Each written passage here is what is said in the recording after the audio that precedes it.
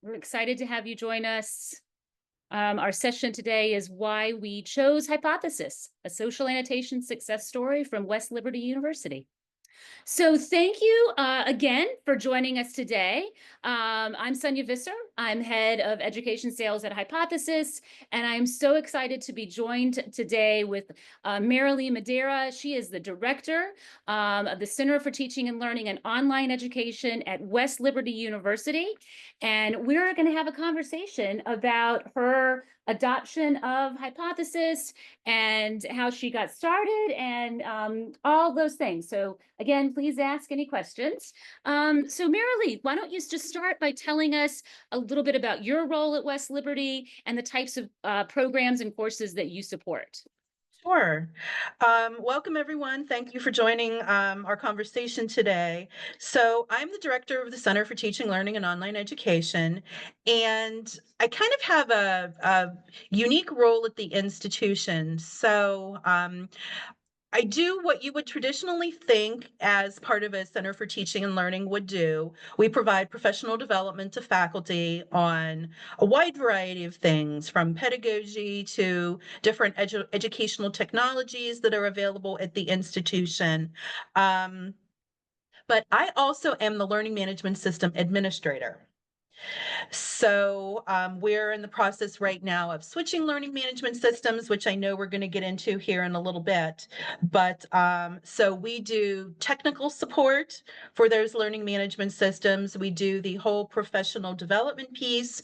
And then I am very fortunate to have two extremely talented instructional designers that work with me. So we also develop the online courses for the institution, and we can support faculty if they have instructional design needs for their face-to-face courses as well. So I kind of, when I'm explaining what our department does, I kind of use a stool. We have kind of three prongs, three main buckets of activity that our department does at the institution. You are very busy. That is a lot of hats, Merilee. Um, so you mentioned the LMS admin portion there, and I know you're switching from Sakai to Canvas. Yes. And you were also using Hypothesis in our web app at some time. So I'd love to know just, what initially prompted you to explore social annotation and how has your experience improved as you're transitioning over to Canvas? Sure. We actually were first introduced to the tool during the pandemic.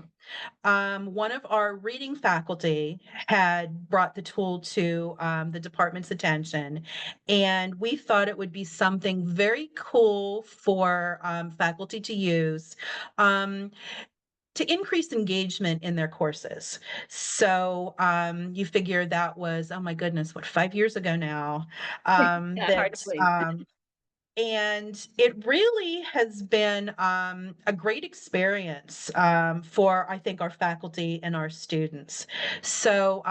We are actually not in our new learning management system yet. So our summer courses are still going to be in Sakai. And Sakai served us well for I think it was over 15 years we've had the learning management system. But it was time for us to grow into something new. We made the decision last fall to transition to Canvas. And we have our first we have two programs that are cohort based at the institution. So they're going to be using Canvas for the first time this summer. And then all of our students will be using Canvas this fall. Mhm. We're very excited because Sakai's a fairly small learning management system in terms of market share. Most educational technology tools that work with it have more of a limited set of features. So we are really excited for tools like Hypothesis that when we move into the new learning management system just has so many more things that we're going to be able to do in the tool with our students. Mhm. That's great. What were some of the factors as you were thinking about social annotation that you helped you choose Hypothesis over other approaches? So, I before the reading the reading specialist faculty brought it to us, I have to tell you, social annotation really was not on my radar. I'm not a teacher by trade. I came actually into higher education with a business background, ran programs for institutions. This is I'm going to say my 28th year starting in higher ed, but thinking about reading and how you teach people how to read was what was not part of my portfolio. So when she brought it to us, at least I started thinking about all the different ways that we can use it to engage students. Mhm. And when comparing Hypothesis to other social annotation tools, I mean, the features were much more robust. Your cost structure made a lot more sense. So, it just with what our needs were and what your company does, with the amount of support that you provide to institutions and directly with faculty, is just amazing. So it was really kind of a no-brainer decision for us that when we decided that we, wanted to offer this to our faculty, that we went with your tool. That's great. That's great to hear. Thank you. You talked a little bit about that transition and then, your rollout to faculty. One of our success managers did a workshop for you in April where Yeah. he had 50 faculty members attend, which was just tremendous to see. Yeah. So I'd love to, talk to me a little bit about what that rollout looks like for you as you're getting faculty transitioned into Canvas, but then also with some of the other tools you're using and then with Hypothesis. So initially, it was kind of organic.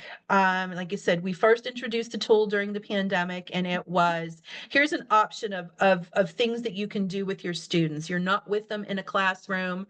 How can you engage them in an online environment beyond, doing a discussion board or something like that? So initially, it was organic, but now we're being very purposeful with, how we present the tool to faculty, how we support faculty with it. I think one of the things that is very important when you introduce new educational technologies is kind of having a plan, um, especially if you want to maximize. I mean, every institution right now is, I think double and triple thinking about where to spend their funds. We all are part of that, demographic cliff, and that everybody's tired of hearing about, but is what we all face. So it really was, how do we maximize what we're getting from tools, and just making the case to faculty about the benefits and introducing. I mean, we are a small public regional institution in West Virginia. So, for those of you that may not be familiar with West Liberty, we're in the northern panhandle. So, that little slice of West Virginia that kind of sticks up between Pennsylvania and Ohio. And I want to say our last FTE was around 1800. So not a tiny, tiny school, but not, a real big school either.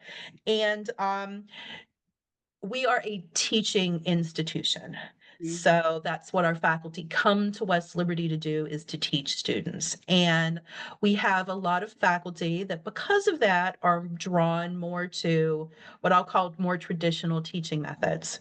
So to convince them to kind of dip their toes into different types of educational technologies because of the needs of the students that we're teaching these days has been somewhat of a challenge. Mhm. But I think being able to connect, they all understand, they want to have their students read journal articles and that sort of thing. So it's showing how this isn't taking away what they're used to and how they're used to doing it, but how you can augment what you're used to doing with this type of tool has been very important.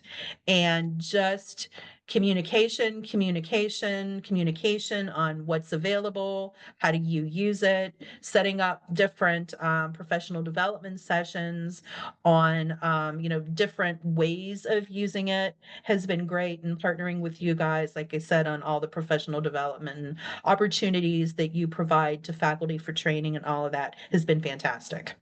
That's great. That's great. You said something at the very beginning, which it does sort of hit home for me, and I know our success team when they do workshops is the why, the benefits, and what the faculty really can get out of this tool. I know a Yeah. lot of times we'll see folks are, well, I want to adopt this, but I don't know how I can use it, or why would this help? And I think you're right that's such a thing that why is so key in Right. adopting a new tool.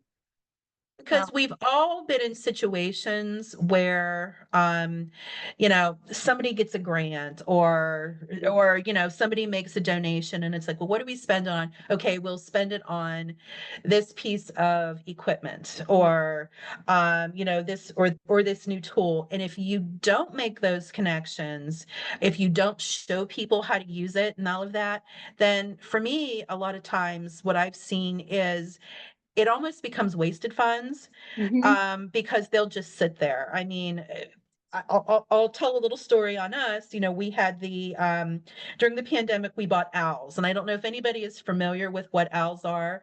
They're a meeting tool that it actually is I don't know, about 12 or 18 inches tall, and it's a round thing you put on the table, and it has owl eyes.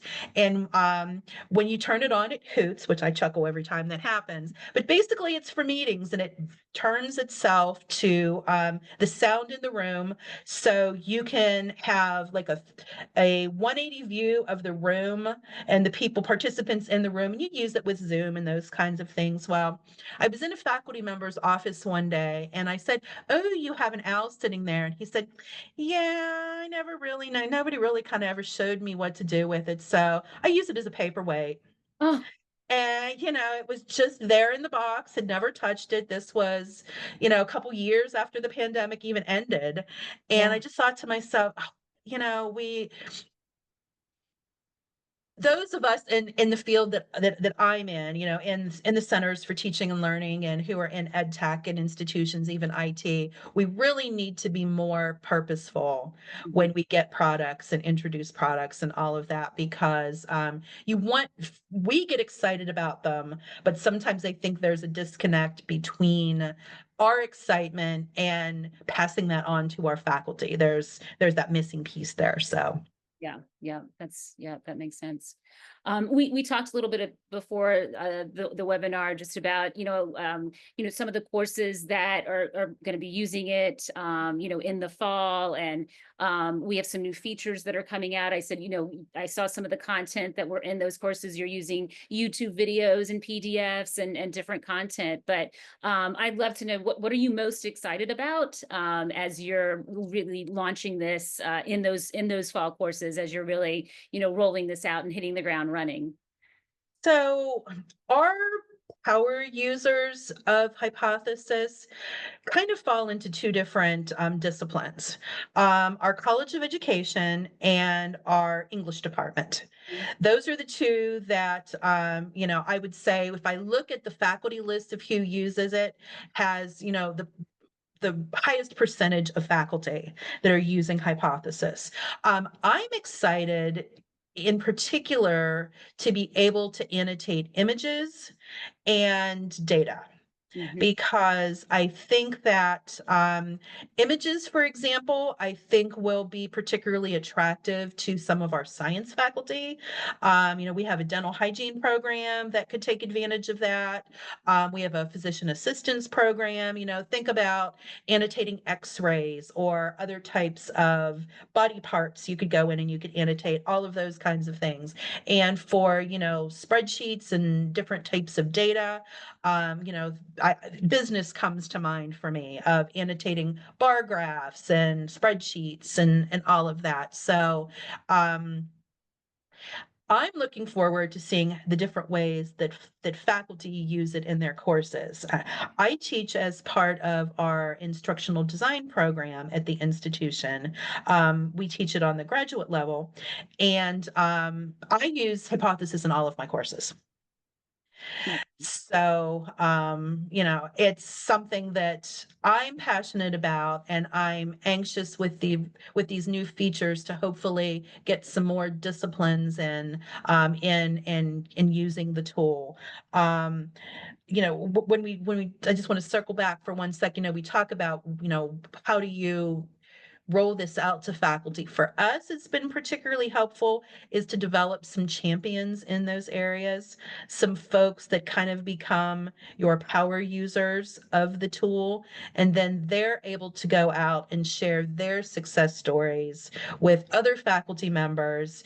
I think that is, a great strategy if you're thinking about getting this tool or any ed tech tool is developing that network of champions that you can kind of send out and carry the message for you.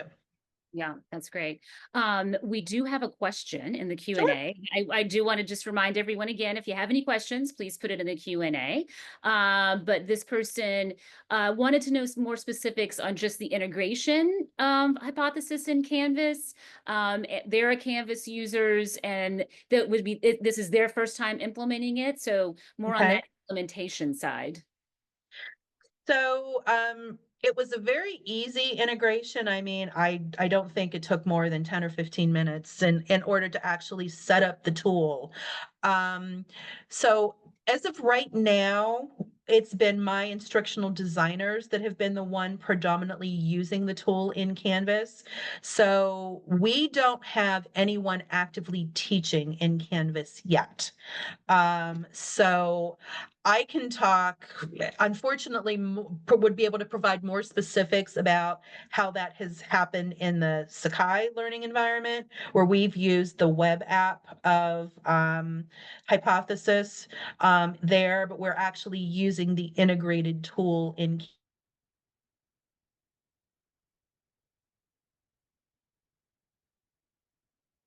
instructional design staff to use to put into courses. And we've had no problems. Great. That's great.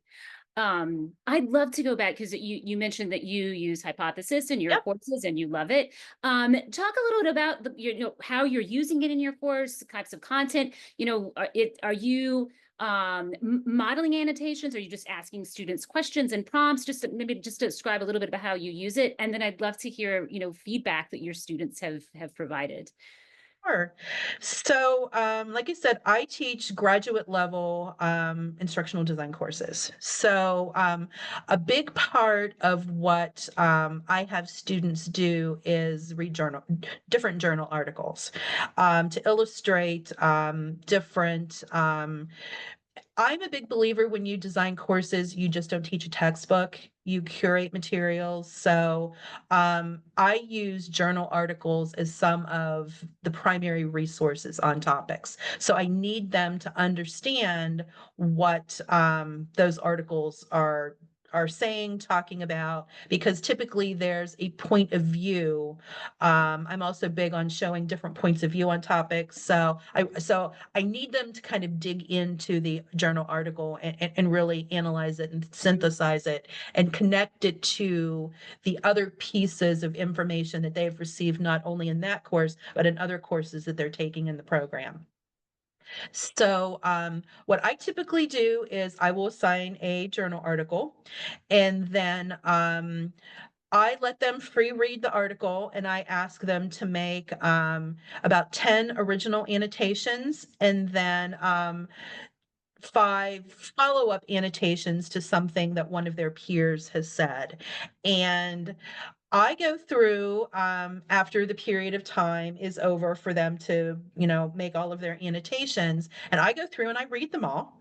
Mhm. And what I find most helpful for me is what are they understanding? What are they not understanding? The questions that they pose. I had one, and I can't remember what the particular article it was, but several of them said, well, how does this link to such and so's theory on something?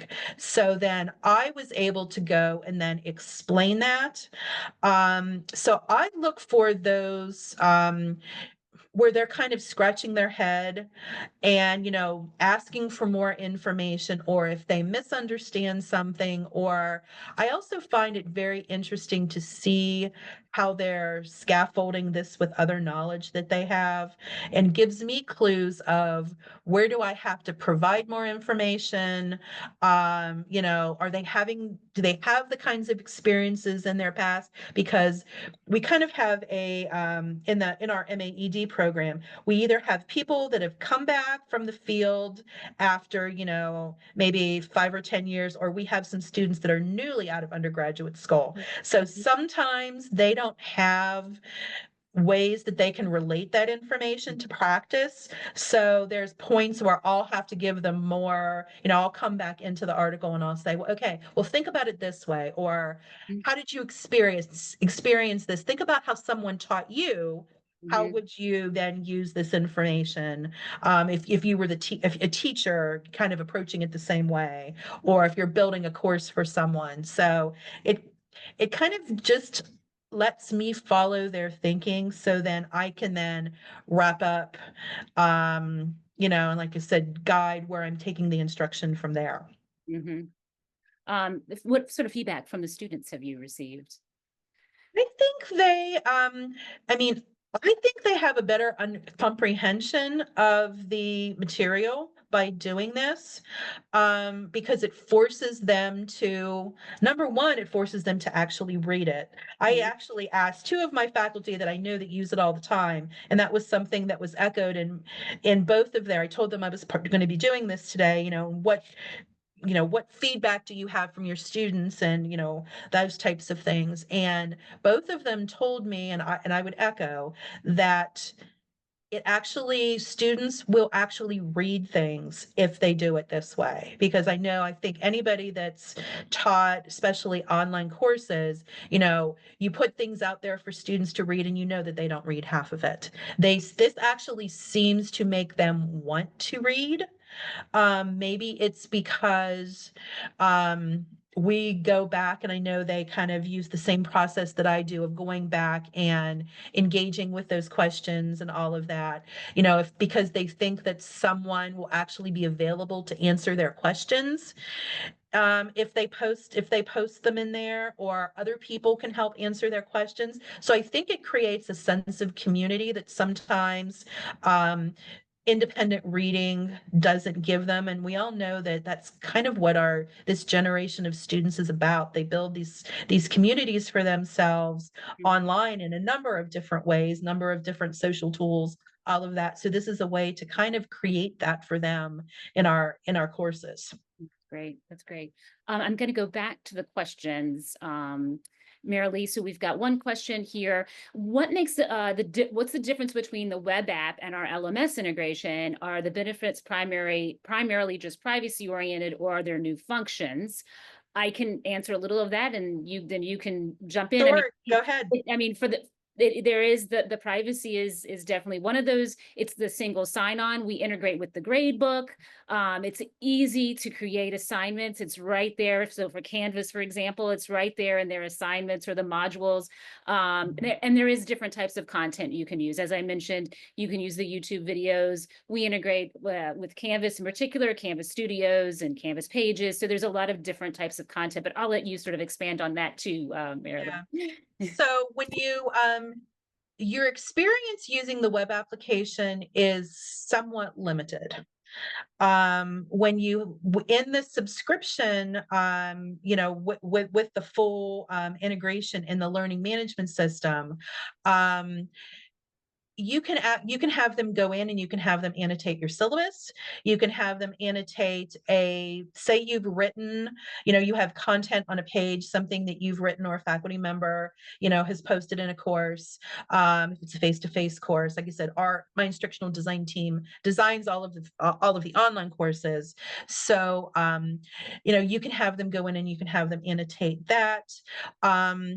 You guys have agreements with different publishers that you can actually use those articles and things, and have students. That's another resource of sources of information that you can go out and you can use and annotate.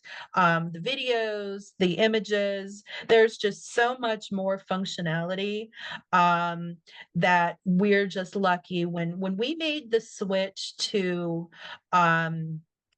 Canvas last fall, when we were, when I was presenting, making the switch from our existing learning management system to Canvas. And, I said to the president, this, kind of slid the paper, this is what it's going to cost. Hypothesis was one of those line items that was kind of I said, we have to do this. This is important for us. So for us, it's an investment, well spent. That's great. Thank you, Merilee. Yeah. We have another question from the audience. This is going along with the grading. You mentioned, you're reading all of the annotations. Do you apply a participation grade for the annotations over those journal articles? Also, have you noticed class discussions bring in a conversation? Have you noticed class discussions bring in the conversations that they had in those annotations? So it's, I guess the first part is, how do you grade, and what does that look like? And then does the annotations help with those class discussions? So for me particularly, I use it more of a participation grade. So I will use maybe 20% normally of their grade is the annotation, comes from the annotation assignments. So I try to, did they participate on time? Were they valid?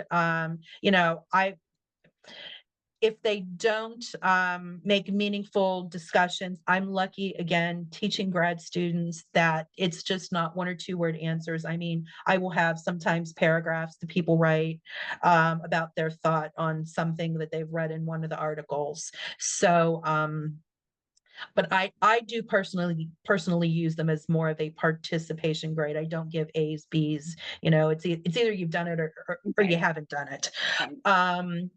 What was the other part of the question? I'm The other part sorry. of the question was, have you seen the discussions that have been happening in hypothesis and that annotations coming to life in your classroom discussions, or have they, fed off of each other there?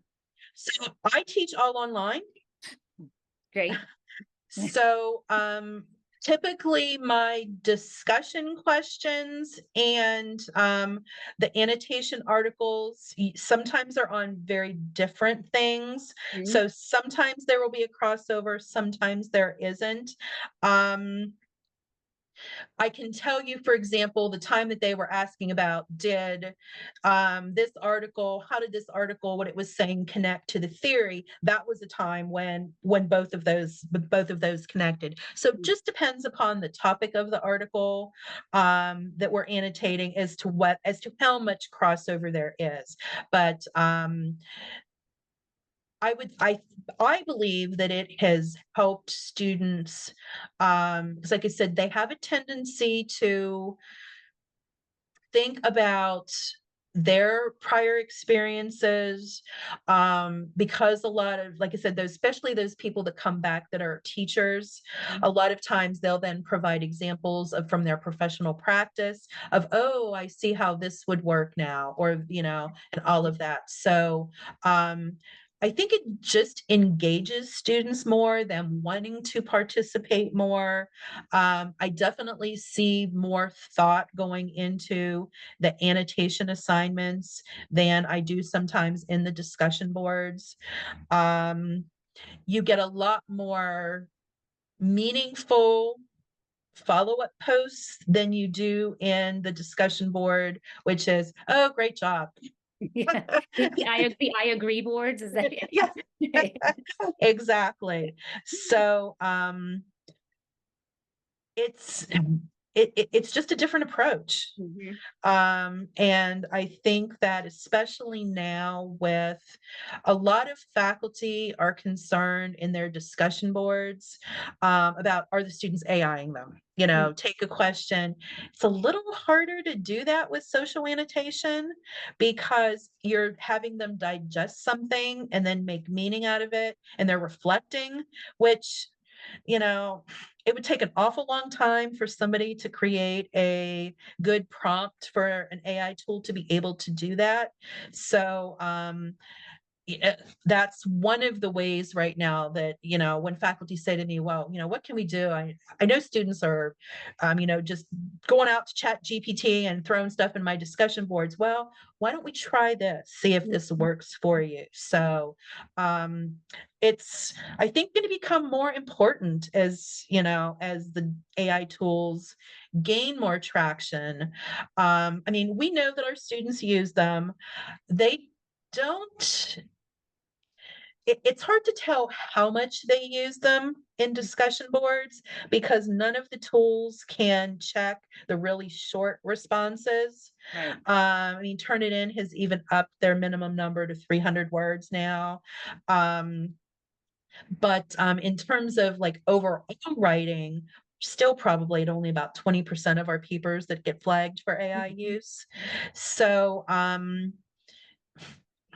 but I think as time goes on, I mean, we're seeing that number inch up, inch up, inch up, Mhm. and alternatives like this, I think, are fabulous. That's great. Well, and what you're talking about leads to another question that we got on the Okay. Q&A. What kinds of prompts and scaffolding do you use to guide students' annotations early in the semester or the term, like the very beginning part, as they're starting to use Hypothesis?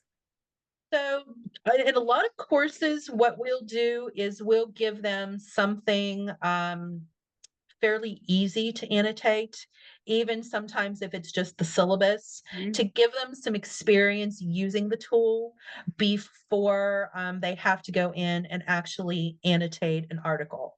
Um, a lot of faculty will seed, um, especially if it's first time, second time students are using, they'll go in and they'll seed articles with specific questions, reflect on this section of the reading. What do you think about this when the author says this, say in an English class? What do you think that the author is trying to get across in these next three passages, something like that.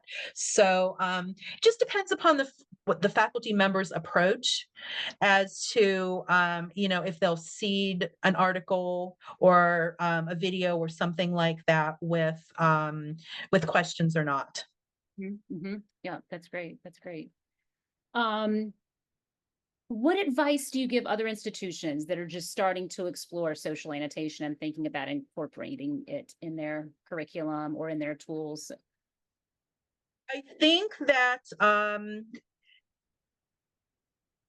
finding those early adopters, finding those folks that are going to be, your champions and work with you. And, I can say if somebody has questions, well, why don't you talk to Nikki? Why don't you talk to Miriam, who have been using the tool for a while and get their experiences on it? Talk to them about how, they've incorporated it into their courses. I think that is, a big thing that if you're thinking about starting using social annotation, trying to find those folks and setting them up at the beginning will be extremely helpful to you. Um, Coming up with that training approach and just not kind of throwing people out into it, setting up some how-to sessions, I mean, that we've been using your training services, quite extensively. For example, one of the things I've talked to our trainer Brian is about spending some time with us this fall because there's different ways you can grade now as we're moving to the Canvas LMS. So we've Mhm. started to get some questions now that the semester is over and faculty are really starting to think about, okay, how do we change our courses from the Sakai environment to the Canvas environment? Well, how am I going to grade? How am I going to do this? So, having those very specific, even if they're short sessions on focused aspects of the tool, Mhm. Yeah. I think can be very important. And just, letting people know that it's out there, keep reminding them of the tools that you have available, who can support them with those tools, making sure that you have people on your staff that know how to use the tools. Mhm. Because it's hard for every one of us to be experts in everything that we have. So, kind of identifying someone that becomes the point person on how to use that tool and kind of funnel your faculty questions to that person.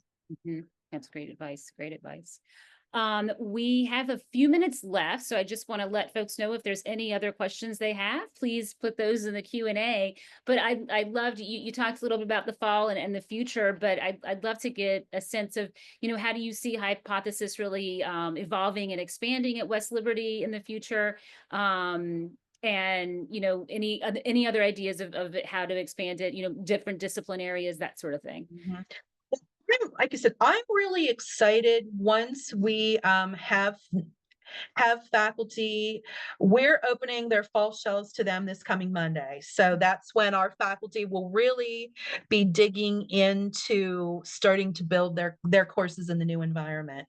So working with them, particularly our science disciplines, that as you said, we had 50 people come to that last training Mhm. session, which was a broad swath of our faculty. It just wasn't in the typical English and education group.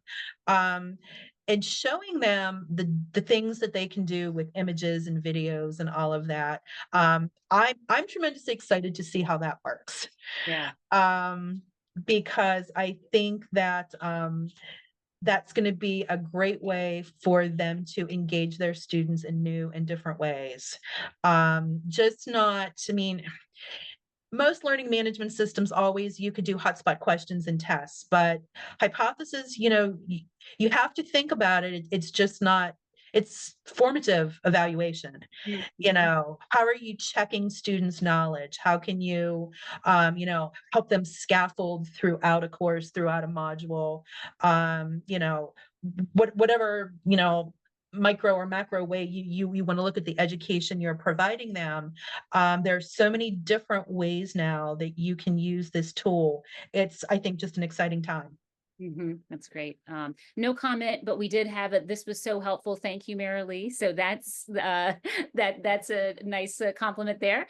And then another participant said, "Can you email me today's meeting video with captions?" And yes, we will be getting this out to those folks that attended, and then those that registered. As we know, a lot of folks registered but couldn't attend just because of the exam time frame and the end of school. Yeah. Merilee, is there anything we missed? Anything else you'd like to share with our audience about your experience with Hypothesis?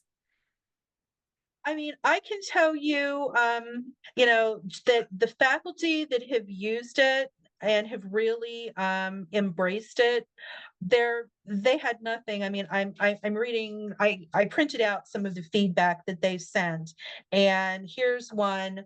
I think students definitely are more engaged and motivated to read and comment on the readings. They discuss more with each other and reflect on the content as a group and in class.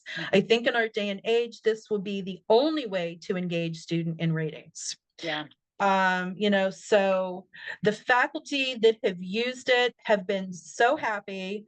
When I told them that we were getting the embedded, in our integration, I should say, in our learning management system, the one kind of did a little dance. That's wonderful. I love it. I love it. So, I'm looking forward to, using the tool, seeing what comes down the road for where the tool is going to grow and expand and that sort of thing. So it truly has been a positive experience for us. That's great. Thank you so much, Merilee. I'm going to jump we back to the slides for 1 second. Just really to kind of tell folks we've got some things coming up. And if they're interested in starting to get Hypothesis integrated in your learning management system, I can talk about that too. But next week, May 13th, we have a webinar, Design a More Engaging Summer Course Learning Experience. And this is going to be hosted by Merilee's Customer Success Manager, Brian. And so he's going to just talk about how to really design your summer courses and think about that learning experience. So it's on our website, but please scan here. You can register, but it's going to be a really informative session. Then thinking about pricing options, we have a lot of different ways you can get Hypothesis in the learning management system. This is also information on our website, but it isn't just one size fits all. We really can work with anyone and make sure you're getting all that you need out of Hypothesis. We also have a Kickstart promotion for folks that really just want to get started. And this, you'll get discounted pricing as a first-time user. There's no cost for that implementation. You can use Hypothesis immediately. And then we also have Academy, a Hypothesis Academy. That's a 2-week asynchronous course led by our success team that really takes a nice deep dive into just pedagogically how to use social annotation. So really thinking about that why. And again, workshops and things that Merilee even talked about. But just email us at our education@hypothesis and leave this screen up because this is really, if you're interested, please feel free to email us. I'm going to just see if there's any other questions for Merilee. I don't see any that have come up. And we are getting out of time. So Merilee, I can't thank you enough. It's been such a pleasure to talk to you today. And just thank you for being so open with your experience with Hypothesis. Oh, you're very welcome. It was my pleasure. And if all of you have any questions for me, you can find me at West Liberty University. I'm more than happy to help, sell this to your campus if needed. That's great. You never know, Merilee. You might get some takers on that. Let's see. Wait, we might have one more here. Do I have? One person said, "Nice job, WL Hilltoppers forever." There we go. That's right. Awesome. Great. Well, thank you again, Merilee, and thank you all for attending and have a great rest of the week.